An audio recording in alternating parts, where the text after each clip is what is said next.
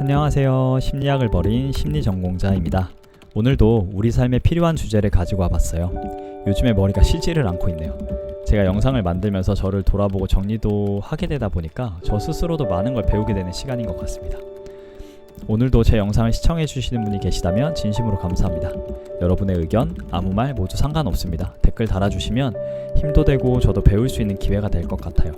오늘의 주제는 행복하게 사는 방법입니다. 많은 분들이 행복하고 싶다고 이야기하죠. 저도 굳이 행복을 회피할 이유는 없는 것 같아요. 그럼 여기서 질문이 한 가지 생깁니다. 행복이란 무엇일까요? 네이버 국어사전을 보면 행복이란 복된 좋은 운수, 생활에서 충분한 만족과 기쁨을 느끼어 흐뭇함이라고 되어 있습니다. 여러분들의 행복도 이와 같나요? 만족감, 기쁨, 흐뭇함, 운수 대통인 그런 하루. 흔히 행복의 기준은 사람마다 다르다고 하죠. 그렇다면 여러분께 행복은 무엇인가요?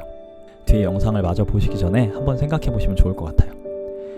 우선 저에게 행복은 일상입니다. 오늘 내가 할 수 있는 것을 하는 일상이죠.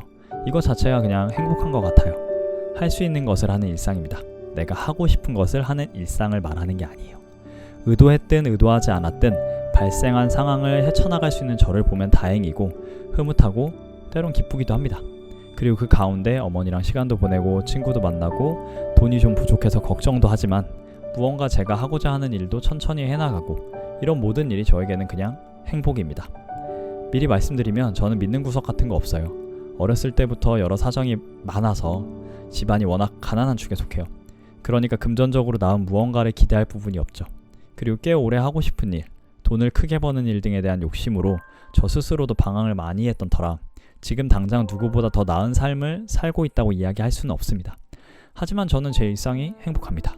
그리고 일상에서는 꼭 좋은 것만 있지 않죠. 그렇기 때문에 제가 말하는 행복한 일상 속에는 때로 두려움, 어려움, 불안함, 짜증이 당연히 존재합니다. 이것 또한 그냥 일상에서 당연히 마주하는 거라 생각해요. 행복의 일부라고 생각합니다. 왜냐?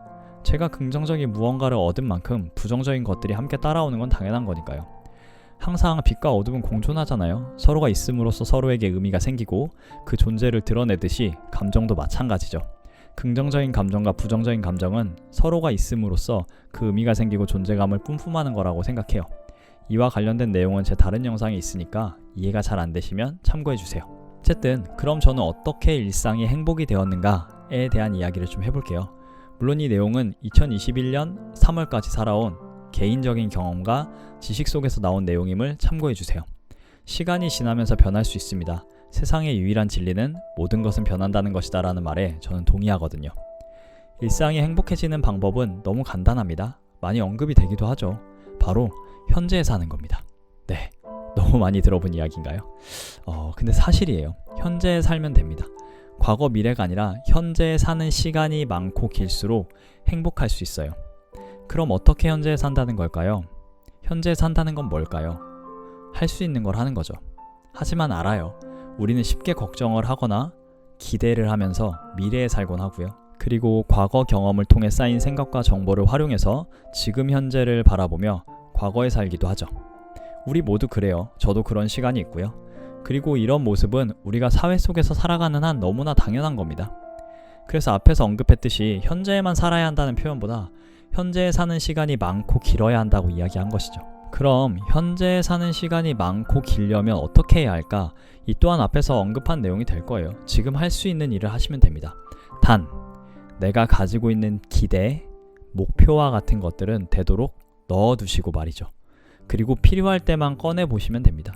그리고 기대했던 일, 목표했던 일이 우리 삶의 전부가 아님을 아셨으면 해요. 삶은 내가 아는 것보다 훨씬 크고 방대합니다.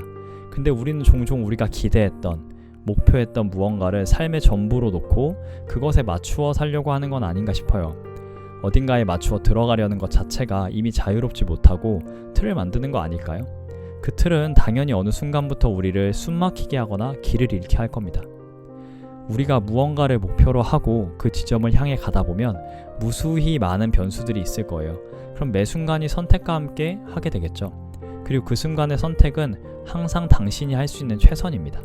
또한 그때의 선택은 우리가 목표를 향해 갈 수 있도록 도움을 주기도 하고 때로는 경험해보지 않은 또 다른 세상으로 우리를 이끌며 성장시켜주기도 해요.